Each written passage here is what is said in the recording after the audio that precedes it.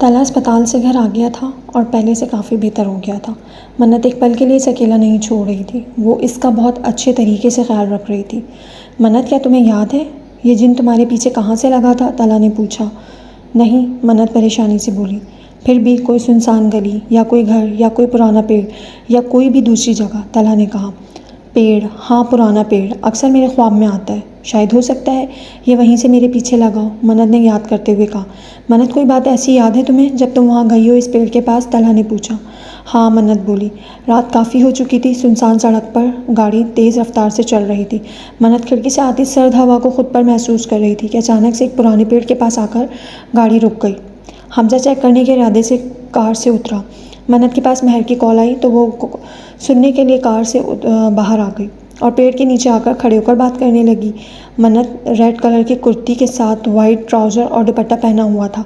सुनहरे बाल खुले हुए थे और परफ्यूम इतना ज़्यादा लगा था मानो पूरी बॉटल खाली कर दी हो। मन्नत को लगा कोई इसे देख रहा है। मन्नत ने मुड़कर देखा तो कोई नहीं था। अजीब बात है, मन्नत बोली। मन्नत, गाड़ी में आओ, वहाँ क्यों खड़ी हो? सायरा बेगम ने इसे डांटा। मन्नत इनकी आवाज़ पर दौड़कर गाड़ी में चली गई। हमजा ने चेक करके फिर गाड़ी स्टार्ट की तो गाड़ी स्टार्ट हो गई। हमजा कार में आकर बैठ गया और जन से गाड़ी भगा ली। ये सब वहीं से शुरू हुआ है। काश मैं ना जाती वहाँ इस दिन।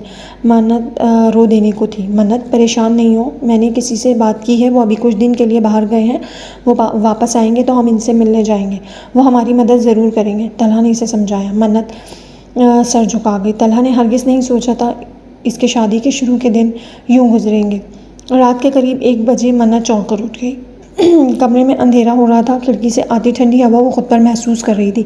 कमरे में सिर्फ एक साइड लैम्प जल रहा था जिसकी रोशनी अंधेरे को चीरने में नाकामयाब हो रही थी। मन्नत ने एक नज़र बराबर में सोए तलहा पर डाली। मन्नत इसकी हालत के ज़िम्मेदार खुद को समझने लगी थी। इसे लगता था सब इसकी वजह से हो रहा है। आज फिर वही ख्वाब। मन्नत ने अपना सर थाम लिया। वो रोज़ ख्वाब में देखती थी कि वो तलहा को नुकसान पहुँचाना चाहता है। कभी इससे कुछ कर देता है, कभी कुछ। ये सिर्फ ख्वाब नहीं, मैं इस सब को सिर्फ ख्वाब कहकर नहीं डाल सकती और ना अब इनके आने का इंतज़ार कर सकती हूँ। अगर वाकई फिर से इसने कुछ किया तो? मन्नत सोचने लगी। मन्नत की नज़र धागे पर गई। अगर मैं ये धागा तलहा को बांध दूँ तो वो इसे नुकसान नहीं पहुँचा पाएगा।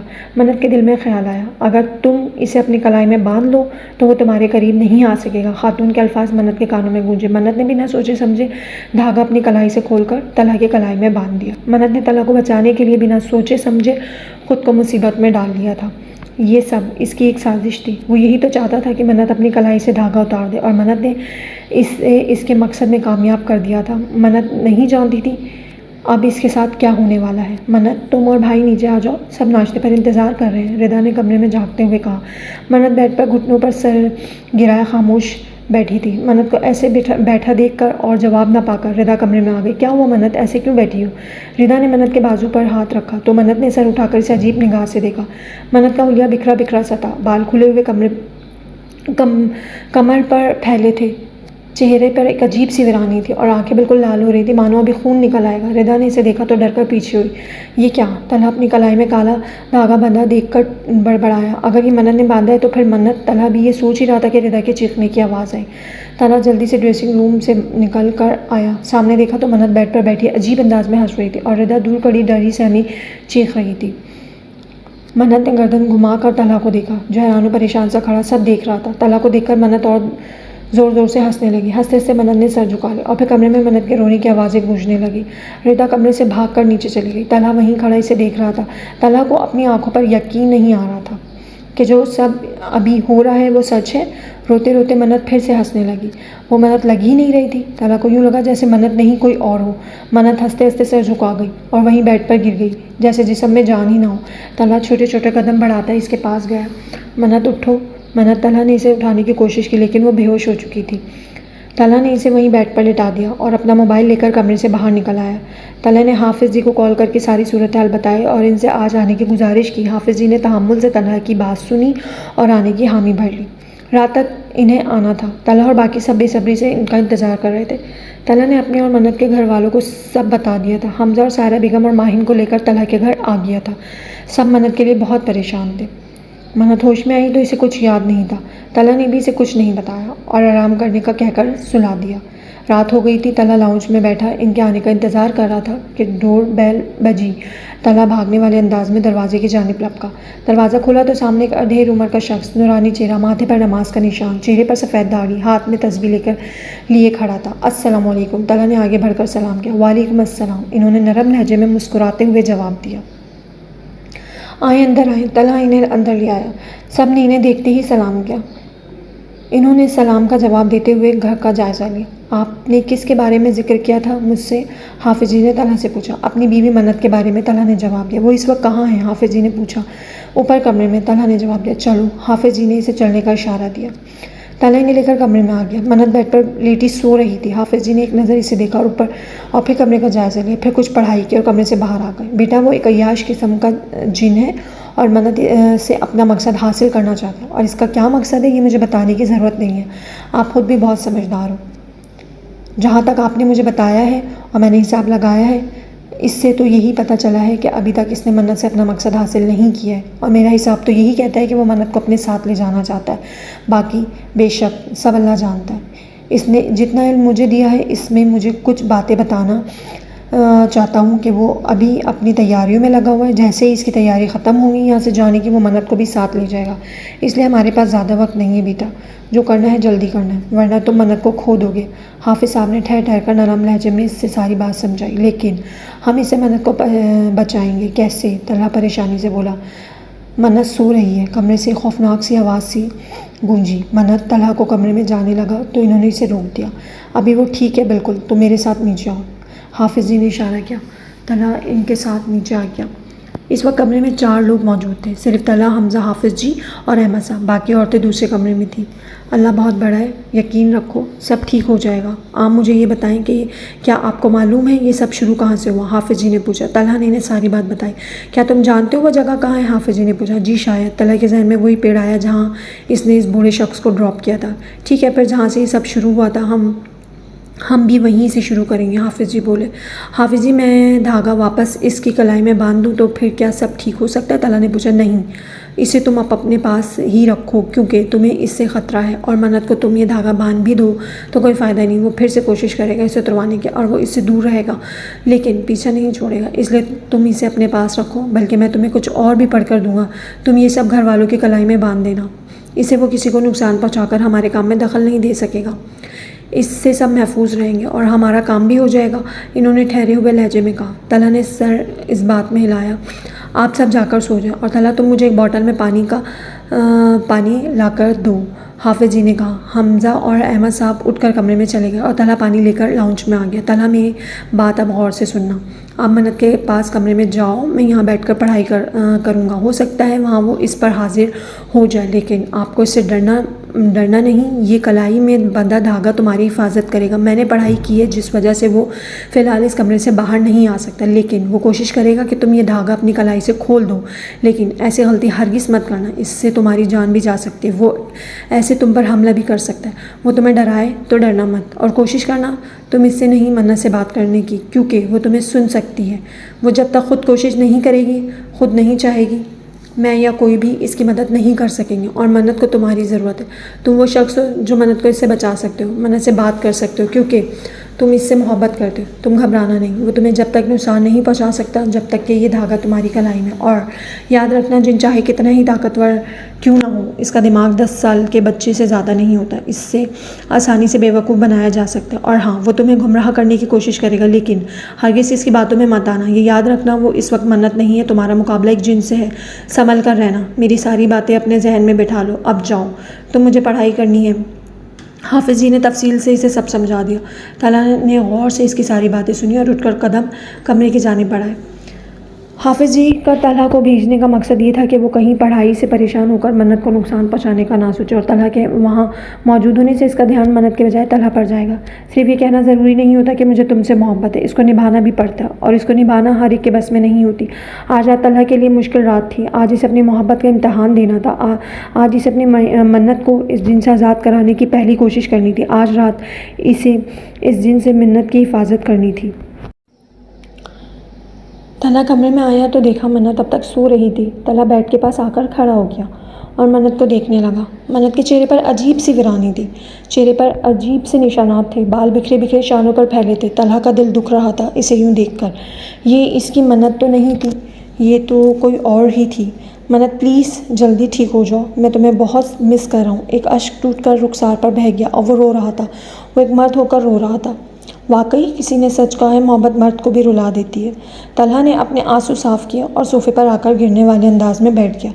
नींद तो आज सबकी आंखों से कोसों दूर थी। सभी मन्नत को लेकर बहुत परेशान थे। सायरा बेगम अपने रब की बारगाह में अपनी बेटी की सलामती की दुआ कर रही थी। सीमा बेगम, माहिन, अहमद साहब, हमज़ा, रिदा सभी दुआ कर रहे थे तलहा और मन्नत के लिए। अब बस इसके कुन का इंतज़ार था। रिदा तो सुबह वाले वाक़े के बाद सहम गई थी। इसका सामना इसी चीज़ से पहली बार हुआ था और वो बहुत डर गई थी और ख़ुद में ही कहीं घूम बैठी थी। पूरे घर में खौफ व हरास फैला हुआ था। तलहा की रात को बैठे बैठे आँख लग गई। रात के करीब 2 बजे किसी के रोने की आवाज़ से तलहा की आँख खुली। तलहा ने नज़र उठाकर सामने देखा तो मन्नत बेड पर घुटनों पर सर गिराए बैठी रो रही थी। मन्नत, तलहा सोफे से उठकर खड़ा हो गया। तलहा, मन्नत ने तलहा की आवाज़ सुनकर सर उठाया। तलहा प्लीज़ मुझे बचा लो। मन्नत रोने लगी। तलहा मेरे पास आओ। मन्नत ने इशारे से सुबुलाया। प्लीज़ वो धागा मेरी कलाई में बांध दो, मैं बहुत तकलीफ़ में हूँ, ये मुझे बहुत तकलीफ़ देता है, प्लीज़। तलहा मन्नत दर्द से कर रही। तलहा ने इसे देखा तो इसकी आंखें नम हो गई। मन्नत, तलहा आगे बढ़ने लगा ही था कि हाफिज़ जी की बात याद आई। गलती से भी धागा अपनी कलाई से मत खोलना, इससे तुम्हारी जान भी जा सकती, वो तुम्हें गुमराह करने की कोशिश करेगा। तलहा के कान में इनके अल्फाज गूंजे। तलहा के कदम वहीं रुक गए। तुम मन्नत नहीं हो। तलहा के चेहरे पर सख्ती ऊँध आई। यहाँ तलहा के बोलने की देर थी, वहाँ मन्नत ने हंसना शुरू कर दिया। हंसते हंसते मन्नत बेड पर लेट गई और फिर एकदम से रोना शुरू कर दिया। तलहा इसके थोड़ा करीब गया। मन्नत ने गर्दन मोड़ कर तलहा को देखा। तलहा ने इसके चेहरे पर ना जाने कितने बदलते रंग देखे। इसके बाद कमरे में सिर्फ इसकी चीखों की आवाज़ गूंज रही थी। वो कानों पर दोनों हाथ रखे बेड पर मछली की तरह तड़प रही थी। बंद करो इसे, वो तेज़ आवाज़ में चीखे। तलहा समझ गया था कि वो पढ़ाई की वजह से तंग हो रहा है। मन्नत, क्या तुम मुझे सुन सकती हो? तलहा इसके थोड़े करीब गए। इसने घूर कर इसे देखा। मैं जानता हूँ तुम मुझे सुन सकती हो मन्नत, मुझसे बात करो प्लीज़। तलहा ने कहा। तलहा प्लीज़ मुझे बचा लो, मन्नत रोते हुए बोली और फिर से कमरा चीखों से गूंज उठा। कुछ देर वो यूं ही चीखता रही और फिर बेहोश हो गई। तलहा सोफे पर आकर आंखें बंद करके लेट गया। कुछ देर बाद तलहा ने अपने आसपास कुछ महसूस किया तो झट से आंखें खोल दी। तलहा ने इधर उधर नज़र दौड़ाई तो कोई नहीं था। सामने बेड पर मन्नत भी नहीं थी। तलहा ने नज़रें थोड़ी ऊपर की तो हैरान रह गया। वो हवा में इसके इर्द गिर्द चक्कर काट रही थी और हंस रही थी। तलहा को एक पल ऐसा लगा कि ये सच नहीं है, वो तुम्हें डराएगा, इससे डरना मत। हाफिज़ जी की कई बातें इसे हिम्मत दिला रही थी। तलहा ने इसे ऐसे नज़रअंदाज किया जैसे इसे कोई फ़र्क नहीं पड़ता। अचानक मन्नत गिरकर ज़मीन बोस हो गई। तलहा ने इसे उठाया बेड पर लिटा दिया। मन्नत को होश आया तो इसने खुद को इसी पुराने पेड़ के पास पाया। मन्नत डर कर इधर उधर देखती हुई उठी। इसके जहन में इस दिन वाला वाक़या घूमा जब वो यहाँ पहली बार आई थी। ये तो वही जगह है। मन्नत सोच कर लरज़ गई। मन्नत, इसकी आवाज़ पर मन्नत ने चौंक कर सामने देखा। वो सामने खड़ा मुस्कुरा रहा था। वही काला लिबास, वही लहू टपकाती आंखें, वही खौफनाक चेहरा। मन्नत डर कर पीछे हटी। मेरे पास आओ मन्नत, वो दोनों हाथ फैलाई से अपने पास बुला रहा था। मन्नत को ऐसा लगा जैसे इसका ख्वाब सच हो गया है। वो इसके करीब आने लगा और मन्नत को अपनी जान जाती हुई महसूस हुई। तलहा की आंख खुली तो मन्नत को कमरे में ना पाकर वो घबरा गया। तलहा फ़ौरन नीचे हाफिज़ जी के पास गया। मन्नत के कमरे में नहीं है। तलहा ने घबरा कर कहा। चलो। हाफिज़ जी ने चलने का इशारा किया। लेकिन कहाँ? तलहा ने पूछा। वहीं जहाँ से ये सब शुरू हुआ था, हाफिज़ जी ने कहा। तलहा और हाफिज़ जी घर से निकल गए। मुझे यकीन है वो इसे वहीं लेकर गया होगा, हाफिज़ जी ने कहा। मन्नत बच तो जाएगी ना? तलहा ने बेचैनी से कहा। इंशाअल्लाह, अल्लाह बहुत बड़ा है, यकीन रखो, हाफिज़ जी ने इसे तसल्ली दी। हाँ, मेरा रात पढ़ाई करने का मकसद इसे कमज़ोर करना था। कल रात पढ़ाई की वजह से वो बहुत तंग था और कुछ कमज़ोर भी हो चुका था। अब इसकी ताकत का मुकाबला अब हम कर सकते हैं, हाफिज़ साहब ने कहा। तलहा खामोशी से ड्राइव कर रहा था। मंजिल पर पहुंचकर तलहा ने गाड़ी को ब्रेक लगाया। दोनों गाड़ी से बाहर आ गए। इधर उधर नज़र घुमाई तो दूर दूर तक कोई नज़र ना आया कि अचानक किसी के गुनगुनाने की आवाज़ आई। हाफिज़ जी घूम कर पेड़ के दूसरी जानिब आए। तलहा भी इनके पीछे पीछे आ गया। सामने देखा तो मन्नत पेड़ पर बंधे झूले पर बैठी थी। चेहरा बालों से ढका हुआ था और कुछ गुनगुना रही थी। तलहा मन्नत को देखकर आगे बढ़ने लगा लेकिन हाफिज़ जी ने इसे इशारे से रोक लिया। हाफिज़ जी ने तस्बीह ली और पढ़ना शुरू कर दिया। मन्नत गुनगुनाते रुक गई और पीछे की साइड झुकती गई और फिर अचानक से एक ज़ोरदार चीख के साथ ऊपर हुई। बंद करो ये सब। मन्नत ने खुद को नोचना शुरू कर दिया। कभी वो अपना चेहरा नोचती तो कभी अपने बालों को। काफ़ी देर तक वो पढ़ाई करते रहे और मन्नत चीखती रही। चेहरा नोचने की वजह से मन्नत के चेहरे से जगह जगह से खून बह रहा था। फिर अचानक बिल्कुल खामोश हो गई और सर नीचे झुका लिया। फिर कुछ देर तक खामोशी छाई रही। तलहा, ये शख्स अच्छा नहीं है, मन्नत ने रोते हुए कहा। इससे दूर रहो प्लीज़, मेरे पास आओ, मुझे ये धागा बांध दो, मैं बिल्कुल ठीक हो जाऊँगी। मन्नत की नज़र तलहा के कलाई में बंधे धागे पर थी। तलहा, इधर आओ, मैं तुम्हारी मन्नत हूँ। मन्नत झूले से उतरकर खड़ी हो गई और हाथ फैलाकर तलहा को अपने पास बुलाने लगी। तलहा इससे वाकिफ़ हो चुका था कि वो इसे गुमराह करने के लिए कुछ भी करेगा। तलहा ने एक नज़र हाफिज़ जी को देखा। हाफिज़ जी ने इसे इशारा दिया। तलहा ने कलाई से धागा उतारा और आगे बढ़ गया। मन्नत के चेहरे पर मुस्कुराहट ने घर कर लिया। तलहा, रुक जाओ, हाफिज़ जी ने इसे रोका, लेकिन तलहा आगे बढ़ता जा रहा था। मन्नत और इसमें कुछ ही फासला रह गया था। मन्नत की मुस्कुराहट गहरी होती जा रही थी। हाफिज़ जी ने पढ़ाई जारी रखी थी। तलहा मन्नत के करीब आ गया। मन्नत ने हंसना शुरू कर दिया। तलहा इसके और करीब गया। मन्नत की हंसी चीखों में बदल गई। इसके चेहरे के तासुरात अजीब और पुरसरार होते जा रहे थे। तलहा ने अपने बंद मुट्ठी खोली तो अल्लाह के नाम का लॉकेट इसकी हथेली पर जगमगा उठा। लॉकेट को देखकर मन्नत का रंग फक हो गया। वो तुम्हें वहाँ गुमराह करना चाहेगा, लेकिन इसकी बातों पर गौर मत करना और मेरी बात ध्यान से सुनो। जैसे कि मैंने बताया था कि जिन को बेवकूफ़ बनाना आसान है, क्योंकि इसका दिमाग 10 साल के बच्चे से ज़्यादा नहीं होता। हम इसको बेवकूफ़ बनाएंगे। अगर वो तुम्हें अपने पास बुलाए तो तुम इसके पास जाना। और हाँ, ये धागा वो ज़रूर उतारने को कहेगा, इसलिए इस धागे को अपने बाजू पर बांध दो ताकि वो देख ना सके। और ये धागा लो, इसे अपनी कलाई में बांध दो। हाफिज़ जी ने धागा इसकी तरफ बढ़ाया। तलहा ने धागा थाम लिया और कलाई में बांध लिया और कलाई वाला धागा लेकर बाजू में बांध लिया। और ये जो लॉकेट तुम्हें दिया है, जब मैं इशारा करूं इसे मन्नत के गले में डाल देना। हाफिज़ जी ने रास्ते में सब इसे समझाया। तलहा ने सर इस बात में हिलाया और गाड़ी स्टार्ट कर दी। जैसा सोचा था सब वैसा ही हो रहा था। तलहा ने आयतल कुर्सी की तिलावत शुरू की। मन्नत ने वहाँ से भागना चाहा, लेकिन हाफिज़ जी ने पढ़ाई के ज़रिए के रास्ते बंद कर दिए थे। मन्नत ने हाफिज़ जी को घूरा और इधर उधर देखने लगी। मन्नत भागना चाह रही थी, लेकिन भाग नहीं पा रही थी। हाफिज़ जी ने तलहा को इशारा किया और फिर तलहा ने देर नहीं की और लॉकेट मन्नत के गले में डाल दिया। एक ज़ोरदार चीख के साथ वो मन्नत के जिस्म से बाहर आया। तलहा ने मन्नत को गिरने से पहले ही थाम लिया और हाफिज़ जी के पास जाकर खड़ा हो गया। तलहा ने इसे इसके असली हालत में पहली बार देखा था। इसे सोचकर ही ना जाने क्या हुआ था, मन्नत इसका रोज़ सामना करती थी। वो इसके सामने जल रहा था। इसकी चीखें इतनी खौफनाक थी कि अगर कोई कमज़ोर दिल सुन ले तो खौफ से बेहोश हो जाए। कुछ ही देर में वो जलकर खाक हो गया था। और जब वो कहता है हो जा तो वो हो जाता है। दुआ पर कुन फरमा दिया गया था, बुरा करने वालों का अंजाम बुरा ही होता है, फिर चाहे वो इंसान हो या फिर जिन। हाफिज़ जी ने पढ़ाई ख़त्म की और मन्नत के ऊपर दम किया और फिर वो घर जाने के लिए रवाना हो गए। घर पर आकर तलहा ने मन्नत को कमरे में ले गया और बेड पर लिटा दिया। चेहरे से खून वगैरह साफ़ करके वो इसके होश में आने का इंतज़ार करने लगा। मन्नत को देखकर ऐसा लगता था जैसे वो कई अरसे से बीमार रही हो। मन्नत की पलकों में जुम्बिश हुई। इसने आहिस्ता आहिस्ता आँखें खोली और अचानक से उठकर बैठ गई। तलहा, वो मुझे ले जाएगा, प्लीज़ मुझे बचा लो प्लीज़। मन्नत ने तलहा को देखा तो इसके सीने से जा लगी। मन्नत, वो तुम्हें नहीं ले जा सकता, मैंने तुमसे कहा था ना, तुम्हें मैं कहीं नहीं जाने दूंगा। वो चला गया है, अब कभी वापस नहीं आएगा, तुम परेशान मत हो। तलहा ने इसके बालों पर हाथ फेरते हुए प्यार से समझाया। मतलब मन्नत उलझी। मतलब वो जलकर खाक हो गया, अब वो तुम्हें तंग नहीं करेगा, वो जा चुका है। तलहा ने कहा। वाकई? मन्नत को यकीन नहीं आया। कसम से, तलहा ने मुस्कुराकर जवाब दिया। शुक्रिया तलहा, मन्नत ने इसे देखकर कहा। किस लिए? तलहा ने आईब्रोज काकर पूछा। मुझे इस मुश्किल से निकालने के लिए, मेरा साथ देने के लिए, मुझ पर भरोसा करने के लिए। मन्नत ने तशकुराना नज़रों से इसे देखा। शुक्रिया मेरा नहीं, अल्लाह का करो। मन्नत, अगर वो ना हमारा साथ देता हम कुछ नहीं कर सकते थे। तलहा ने कहा। हम सही। मन्नत ने शर्मिंदगी से सर झुका लिया। वो तो शायद इसे भूल गई थी, लेकिन वो नहीं भूला था। बेशक वो अपने बंदों को नहीं भूलता। क्या हुआ? तलहा ने इसका चेहरा ऊपर किया। कुछ नहीं, मन्नत बोली। चलो तैयार हो जाओ, अब मैं ज़्यादा देर तुम्हें ऐसे नहीं देख सकता, डर लग रहा है मुझे। तलहा ने हंसते हुए कहा। क्या मतलब? मन्नत बोली। चुड़ैल लग रही हो तुम। तैयार हो जाओ, सब नीचे हमारा इंतज़ार कर रहे हैं। तलहा ने मुस्कुराते हुए कहा। तलहा, तुम बहुत बदतमीज़ हो। मन्नत उठकर आईने के सामने खड़ी हो गई। मन्नत ने अपना चेहरा देखा। चेहरे पर जगह जगह निशानात, आंखों के नीचे हल्के बिखरे हुए बाल। वो सदियों की बीमार लग रही थी। मन्नत ने अपने चेहरे पर हाथ फेरा। परेशान मत हो, ये सब भी ठीक हो जाएगा। तलहा ने इसे उदास देखकर कहा। हाँ। मन्नत सर हिलाती हुई तैयार होने चली गई। मन्नत नीचे आई तो सब इसके ही मुंतज़िर थे। मन्नत सबसे मिलकर बहुत खुश हुई। सबसे मिलने के बाद मन्नत आकर माहिन के साथ बैठ गई। रिदा कहाँ है? मन्नत ने इधर उधर देखते हुए कहा। वो तुमसे डर रही है। तलहा ने हंसते हुए कहा। क्यों? मन्नत हैरान हुई। तुमने इसे डराया था ना, बेचारी अब तक डरी हुई है। हमजा ने भी इसे तंग किया। मैंने? मन्नत बोली। जी हाँ, अब माहिन भी शुरू हो चुकी थी। अच्छा, मुझे याद नहीं। मन्नत ने सर झुका लिया। कहाँ है वैसे? वो मन्नत ने पूछा, मैं यहाँ हूँ, तुम्हें तंग कर रहे हैं ये लोग। रिदा ने पीछे से इसे गले में हाथ डाले। मन्नत ने उठाकर इसे गले लगा लिया। आई एम सॉरी यार, मन्नत बोली। इट्स ओके, तुम अपने होश में नहीं थी। रिदा मुस्कुरा दी। मन्नत, देखो बेटा, जिस तरह दुनिया में इंसान है इसी तरह जिन भी हैं, बस वो हमारी नज़र से ओझल हैं। ये भी अल्लाह की तरफ से हमारे लिए एक मेहरबानी है कि वो हमें नज़र नहीं आते। इसके वजूद को ना मानना सरासर बेवकूफ़ी है, क्योंकि अल्लाह बारी ताला ने और भी मखलूक़ात बनाई हैं जिसके बारे में हमें इल्म तक नहीं। जिन्नात को झुटलाकर लोग अक्सर मुश्किल में पड़ जाते हैं। मन्नत, बेटा, लड़कियों को इस तरह से तैयार होकर बाल खुले छोड़कर खुशबू लगाकर बाहर जाना ठीक नहीं। अल्लाह ने औरत को पर्दे का हुक्म दिया ताकि वो मजबूत रहे, ताकि वो महफूज रहे।